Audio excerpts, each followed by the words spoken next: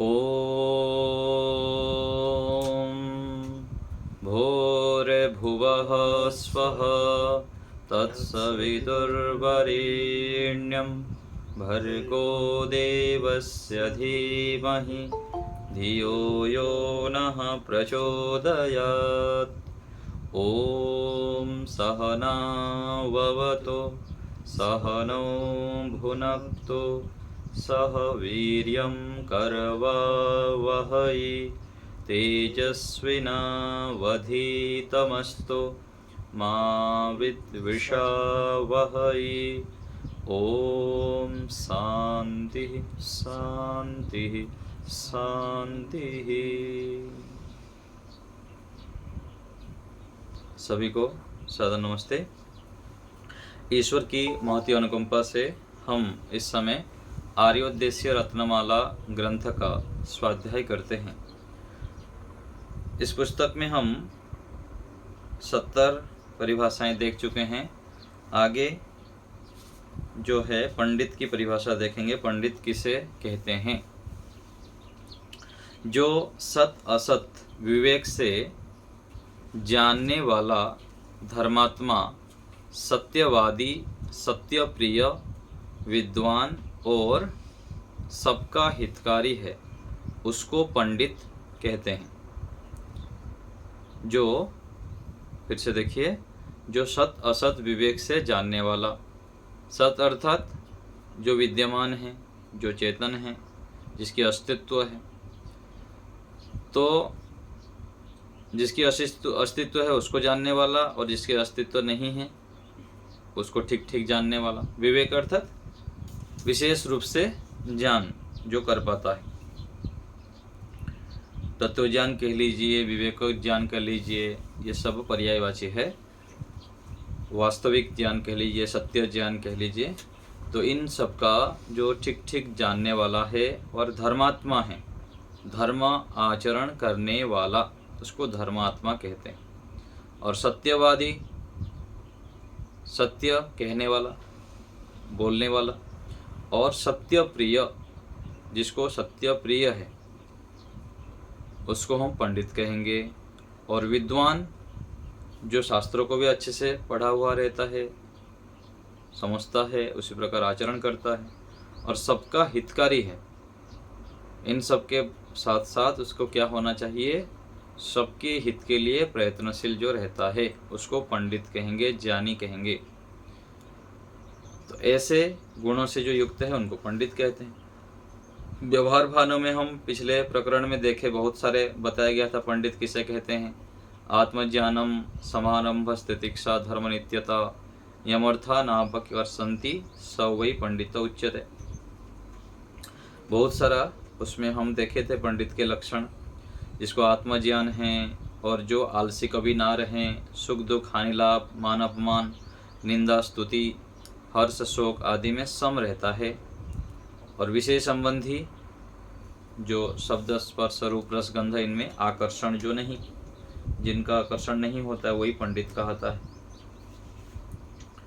और भी जो अप्राप्त की इच्छा कभी नहीं करता, जो प्राप्त होने योग्य नहीं है उसकी इच्छा नहीं करता है। नष्ट हुए पदार्थ पर शोक नहीं करता। हमारे कोई छोटे बड़े पदार्थ नष्ट हो जाए और कोई छिन परिचित व्यक्ति हो, अपने प्रिय व्यक्ति हो, यदि वो कहीं उनका देहांत हो जाता है अथवा हमारे से दूर चले जाते हैं तो बहुत दुखी हो जाते हैं। एक तो सामान्य रूप से ठीक है, अपने व्यक्ति होते हैं, दूर जाने से थोड़ा सा खालीपन होता है, लेकिन उसमें शोकाकुल हो जाना कि अपना कुछ छीन गया आत्मा से, ये अज्ञान की स्थिति है, ज्ञान की स्थिति नहीं है। और जो ज्ञानी व्यक्ति है, यदि मान लीजिए हमारे कोई परिचित व्यक्ति की मृत्यु भी हो गई, तो भी क्या सोचना चाहिए? थोड़ी देर के लिए ठीक है, सामान्य रूप से कष्ट होता है अथवा उसकी खालीपन महसूस होता है, लेकिन उसमें जो वास्तविक ज्ञान क्या है, जो यहाँ से मृत्यु हो गया, जिनका मृत्यु हो गया, उसको दूसरा शरीर मिल जाता है। इस शरीर छूट गया, नया शरीर मिल जाएगा, ये वास्तविकता है। और यदि क्लेशों को दग्धीभूत कर लिया है तो मोक्ष को प्राप्त कर लेंगे। ऐसे हमें जानना चाहिए। तो पंडित बनने के लिए अत्यंत पुरुषार्थ करनी पड़ती है और लंबे काल तक जब तपस्या करते हैं, ज्ञान अर्जन करते हैं, श्रवण मनन निधिध्यासन साक्षात्कार आदि रीति से निरंतर पुरुषार्थ करते हैं, तब जाके हम पंडित ज्ञानी विवेकी हो पाते हैं। सामान्य रूप से तो जो मनुष्य है उन लोग अपने आप को बहुत पंडित मानते रहते हैं। जैसे कहा जाता है ना, एक मजाक में कहा जाता है कि प्रत्येक व्यक्ति के पास, जो व्यक्ति होता है उसके पास 1.5 बुद्धि होता है। 1.5 बुद्धि क्या होता है? 1.5 बुद्धि ऐसे बताते हैं गुरुजन लोग कि 1.5 बुद्धि उसे कहते हैं कि जो व्यक्ति पूरा संसार के जितने भी व्यक्ति हैं, जितने बुद्धिमान हैं और अच्छे व्यक्ति हैं, सभी के बुद्धि को क्या बोलता है वो? आधा। और मेरा बुद्धि पूरा। जितने भी संसार के लोग हैं उन सबका बुद्धि आधा है और मेरा बुद्धि पूरा पूर्ण है। ऐसे जो होता है वो क्या है? मूर्ख है। ऐसे जो व्यक्ति मान के चलता है तो वह नया चीज सीख नहीं पाता है, विनम्र नहीं हो पाता। और जो वास्तविक रूप से ज्ञानी हैं, विवेकी हैं, योगाभ्यासी है, पंडित है, उनके पास आप लोग रहेंगे, उनकी आचरण को देखेंगे, उनके व्यवहार को देखेंगे तो आपको मिलेगा कि कितने विनम्र होते हैं, नम्र होते हैं। और जो अज्ञानी व्यक्ति हैं वो अपने आप को घमंड करते हैं और अपने आप को बहुत ओके मानते हैं, टेस्टेड मानते हैं। जैसे आपको पहले बताया गया था ना कि जो व्यक्ति अपने आप को ओके मान लिया और टेस्टेड, जैसे कंपनी में कोई चीज़ बनता है, वस्तु बनती है, अंतिम में उसमें ठप्पा लग जाता है ओके का और एक टिक लग जाता है टेस्टेड बोल के, फिर उसके बाद प्रोडक्ट बाहर निकल जाता है। ऐसे ही यदि हम अपने आप को पूरा ओके मान लेंगे, टेस्टेड मान लेंगे, पूरा मैं पूर्ण हूँ, ज्ञानी हूँ मान लेंगे, तो आगे जो सीखने का, जानने का, गुण ग्रहण की जो प्रवृत्ति है उसमें ब्रेक लग जाता है। इसलिए जो अच्छे व्यक्ति हैं, बुद्धिमान व्यक्ति है, वो सदा अच्छी चीज़ ग्रहण करने के लिए तत्पर रहते हैं, सभी से सीखते रहते हैं और अपने दोषों को स्वीकार करते हैं। तो ये पंडित का लक्षण हम देख लिए कि इन गुणों से जो जितेंद्रिय होता है और कभी क्रोध नहीं करता है और पुरुषार्थी होता है, ये सब पंडित के लक्षण हैं, ज्ञानी के लक्षण हैं। तो जो व्यक्ति ज्ञान से युक्त होता है, तत्वज्ञान से युक्त होता है, वही व्यक्ति संसार को साधन रूप में प्रयोग कर पाता है। नहीं तो फिर संसार को भोग के वस्तु मान लेते हैं, खाओ पियो मौज मस्ती करो। जैसे आता है ना कि ऋणम कृत्वा घृतम पिबेत, ऐसे ऋषिदानंद जी वर्णन करते हैं सत्यार्थ प्रकाश में कि खाओ पियो मौज करो, ये तो अंतिम जन्म है, पिछला अगला जन्म कौन देखा है ना। खा पी के चाहे ऋण भी करके घी पियो, खा पी के अपना जीवन ये करो। ऐसे जब व्यक्ति सोचेगा वह संसार को साधन रूप में प्रयोग नहीं कर पाता है। आगे देखिए मूर्ख के लक्षण। मूर्ख किसे कहते हैं? जो अज्ञान, हठ, दुराग्रह आदि दोष सहित है उसको मूर्ख कहते हैं। अज्ञान से जो युक्त है, हठ से युक्त है और दुराग्रह, आगे होता है आग्रह, जो ठीक बातें हैं उसको स्वीकार करना, उसके अनुसार चलना, और दूसरा जो सही बात है उसको ग्रहण ही नहीं करना, दुराग्रह करना, नहीं मैं तो यही मानूंगा। कुछ बच्चे होते हैं ना, हठी होते हैं, माता पिता जितने भी बोले वो माने ही ना, बार बार गलती करता जाए और सत्य को स्वीकार ना करें। तो जो हठी व्यक्ति है उनको मूर्ख कहते हैं। और जो अज्ञान से, हठ से, दुराग्रह से युक्त रहेगा उसको कोई व्यक्ति कुछ सिखाना भी नहीं चाहेगा। और जो विनम्र होता है, नम्र होता है, गुणग्राही होता है, बड़ों की सेवा करते हैं, उनको जो बड़े व्यक्ति होते हैं, ज्ञानी व्यक्ति होते हैं, वयोवृद्ध होते हैं, उन लोग सिखाना चाहते हैं बार बार कि भाई ये व्यक्ति पात्र है, उसको हम दें, सिखाएं। तो एक श्लोक आता है, व्यक्ति अपने आप को कैसे मानता है, तो ये श्लोक प्रसिद्ध है, हम विवेक वैराग श्लोक संग्रह में भी गाते हैं। यदा किंचित जो हम द्वीप इव मदान्धः समभवम तदा सर्वज्ञस्मि त्यभवदवलिप्तं मम मनः। यदा किंचित किंचित बुधजनसका सादवगतं तदा मूर्खोऽस्मीति ज्वर इव मदो में व्यपगतः। तो इन श्लोकों को भी आप लोग धीरे धीरे करके सीख सकते हैं, जिनकी रुचि हो। यूट्यूब में भी मिल जाता है, अथवा हम लोग को भी मांगेंगे तो आपको बीच बीच में दे देंगे। यदा किंचिज्योऽहं द्वीप इव मदान्धः समभवम् तदा सर्वज्ञोऽस्मि त्यभवदवलिप्तं मम मनः। यदा किंचित् किंचित् बुधजनसकाशादवगतं तदा मूर्खोऽस्मीति ज्वर इव मदो मे व्यपगतः। तो इस श्लोक में बताया गया बहुत अच्छा कि जब मैं थोड़ा बहुत जानता था, भाव रूप में बता रहा हूँ उसका, जब मैं थोड़ा बहुत जानता था तो क्या है, हाथी के समान मदमस्त हाथी जो होते हैं ना, उस घमंड में चलता था कि मैं तो बहुत कुछ जानता। फिर जब थोड़ा थोड़ा मैं विद्वानों के समीप गया, ज्ञान प्राप्त किया, तब फिर पता लगा रे मैं तो कुछ भी जानता नहीं। कितने सारे ज्ञानी व्यक्ति हैं, कितने सारे गुणी व्यक्ति हैं, मैं तो सामान्य थोड़ा सा हूँ, थोड़ा सा जानता हूँ। फिर वो व्यक्ति के जैसे ज्वर उतर जाता है, ज्वर चढ़ जाता है किसी के अंदर, फिर उतर जाता है, ऐसे ही अपना जो घमंड है व्यक्ति का फिर उतर जाता है।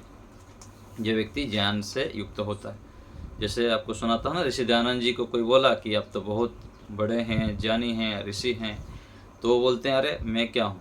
जो महर्षि पाणिनि, पतंजलि, कपिल, जैमिनी आदि ऋषि मुनि जो हुए हैं, उनके समय में यदि होता तो सामान्य पंडित की तरह भी गिनती नहीं होता।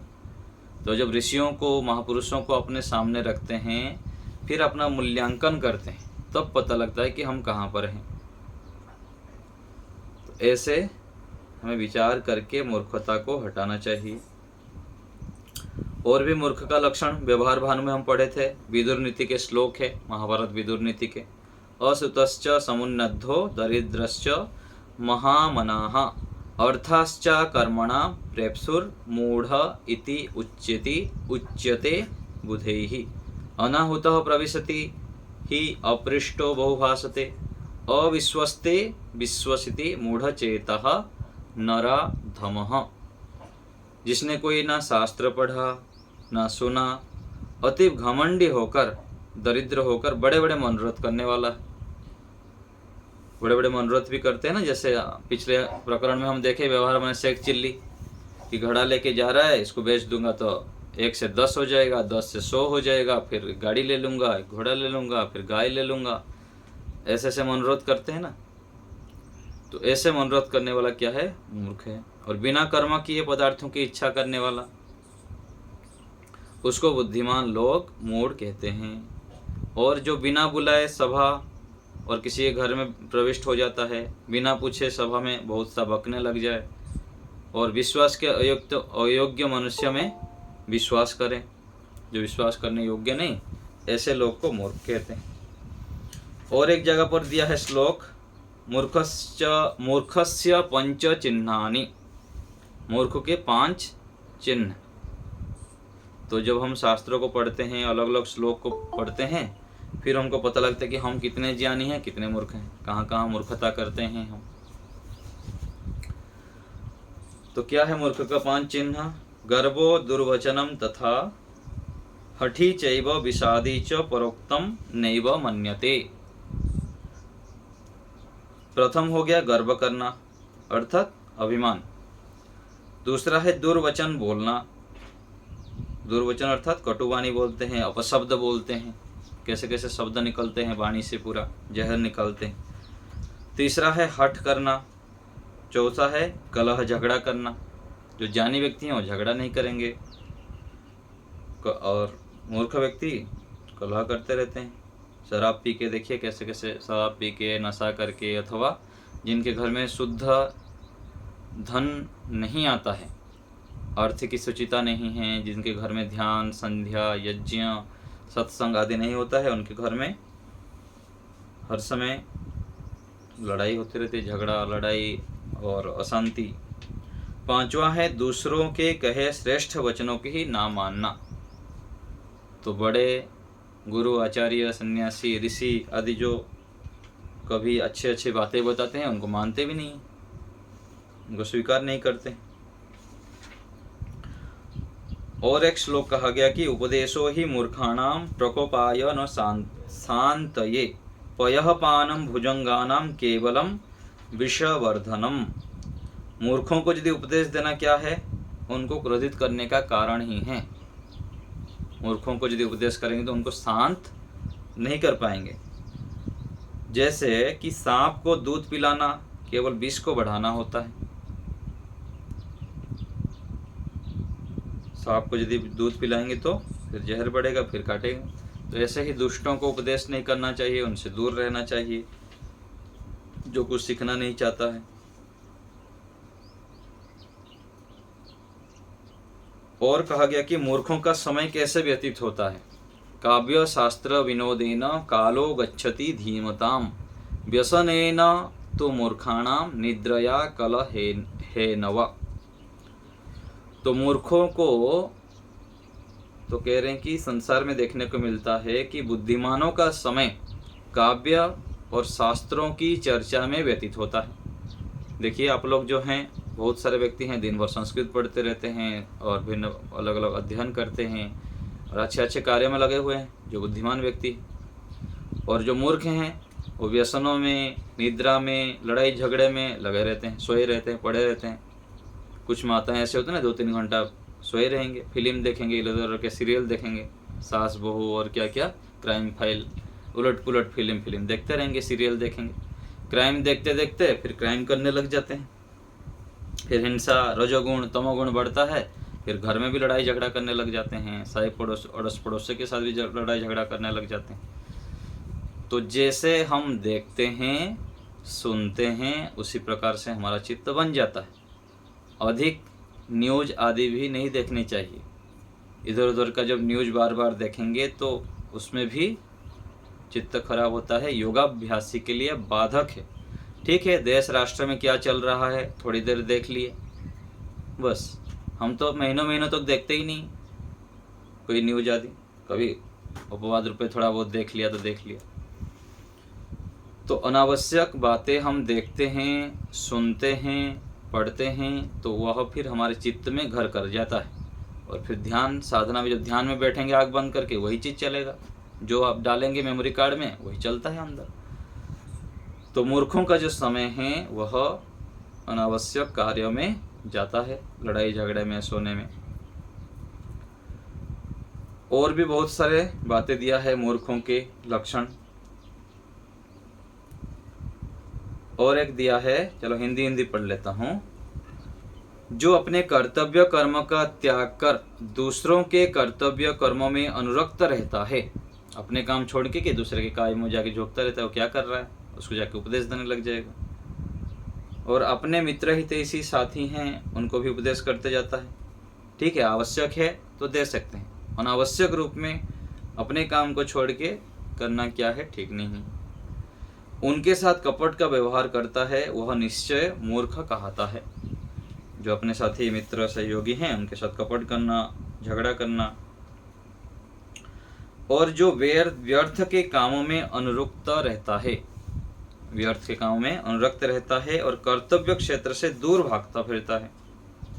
जो हमारा कर्तव्य है, जैसे माताओं का कर्तव्य है घर की देख रेख करना, उनकी साफ सफाई रखनी, और कोई मेहमान आते हैं तो उनके लिए उपयुक्त व्यवस्था करनी, परिवार के कर्तव्यों को करना। और पुरुषों का कर्तव्य अपने अपनी जिम्मेदारियों को निभाना। तो जो कर्तव्य कर्म से दूर भागता है, बलवान पुरुषों के साथ बैर बांधता है और दुष्ट कामों में ही लगा रहता है, वह दुर्बुद्धि मंद भाग्य कहता है। जो ऐसे ऐसे कर्म करते हैं। और आगे बता रहे हैं कि जो स्वयं दोषों से युक्त हो ऐसा मनुष्य दूसरों पर दोषारोपण करता है। ऐसे भी मिलते हैं, आपको सब मिलते होंगे व्यवहार में, जो स्वयं तो दोषों से युक्त हैं लेकिन दूसरों को दोषारोपण करते हैं, अर्थात कांच के घर में बैठकर दूसरों पर पत्थर फेंकता है। और जो स्वयं सामर्थ्यवान होकर दूसरों पर क्रोध करता है वह निश्चय रूप से मूर्ख ही कहता है। तो ऐसे बहुत सारे लक्षण आदि दिया है कि व्यक्ति को बहुत सावधान रहना चाहिए। जो मूर्खों के लक्षण हैं उसको छोड़ देना चाहिए। यदि उसको ग्रहण करेंगे तो जब विद्वानों के बीच जाके बैठेंगे रहेंगे तो आपके व्यवहार, उठना बैठना, वाणी से क्या है, मूर्खता का लक्षण प्रकट होगा। यदि माता पिता अच्छे शिक्षा नहीं दिए हैं, कैसे बैठना, कैसे उठना, किस प्रकार बातचीत करनी है और कैसे व्यवहार करना है, गुरु आचार्य नहीं सिखाए हैं, हम स्वयं नहीं सीखे, तो सामान्य रूप से तो जिस जगह पर हम हैं सामान्य लोगों के बीच में वहाँ तो प्रशंसित हो जाएंगे, चलो ये तो बहुत जानता है। लेकिन जो ज्ञानी व्यक्ति हैं विद्वानों के बीच में जाएंगे, श्रेष्ठ व्यक्तियों के बीच में जाएंगे, सभा में जाके बैठेंगे तो जो विद्वान व्यक्ति हैं समझ लेंगे इसके अंदर ये कितने योग्यता है इनके अंदर। तो हमें जो श्रेष्ठ गुण हैं, पंडित के गुण हैं, उनको धारण करना चाहिए। एक तो है कि शास्त्रों को पढ़ पढ़ के हम बहुत सारे बातें जानते हैं, और दूसरा है हम जब तपस्या करते हैं, श्रेष्ठ आचरण करते रहते हैं, ईश्वर से जुड़ते हैं, तो ईश्वर की कृपा से भी हमारा चित्त जब पवित्र होता है तो हम अंदर से ही हमको प्रेरणा हो जाती है कि ये करना है, ये नहीं करना है, ये खाना है, ये नहीं खाना है। नहीं तो व्यक्ति फिर उलट पुलट खा लेता है, जो मिला खा लिया, जैसे हो व्यवहार कर लिया। तो ऐसे दुष्ट व्यवहार से हमें बचना चाहिए।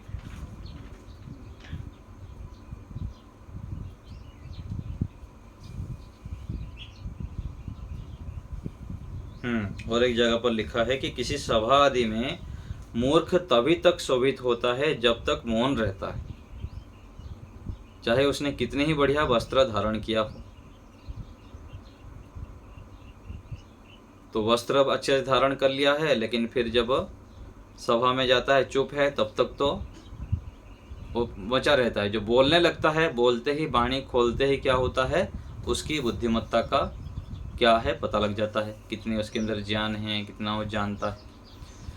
तो इसलिए हमें जो वर्ण उच्चारण से लेकर अच्छे अच्छे शास्त्रों को पढ़ने के लिए इसलिए कहा गया है कि पढ़ने से जितना जैसे हम पढ़ेंगे सुनेंगे, जो हमारे अंदर ज्ञान होगा उस प्रकार से फिर हम बोल सकते हैं।